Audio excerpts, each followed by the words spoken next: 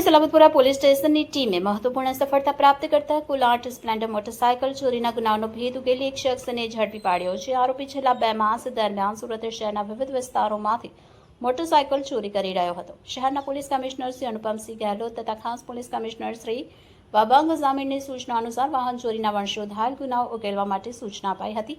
આ સૂચનાને આધારે સલાબતપુરા પોલીસ સ્ટેશનના પોલીસ ઇન્સ્પેક્ટર કેડી જાડેજા અને સર્વેલન્સ સ્ટાફના પીએસઆઈ વિવિધ ત્રિપાઠી તથા તેમની ટીમે ત્વરિત કાર્યવાહી શરૂ કરી। તપાસ દરમિયાન હેડ કોન્સ્ટેબલ વિક્રમભાઈ ગોવિંદભાઈ, હેડ કોન્સ્ટેબલ કિશોરભાઈ ધીરુભાઈ અને પોલીસ કોન્સ્ટેબલ અવિનાશભાઈ મહેન્દ્રભાઈને મળેલી બાતમીના આધારે એક શંકાસ્પદ શખ્સને ઝડપી પાડવામાં આવ્યો।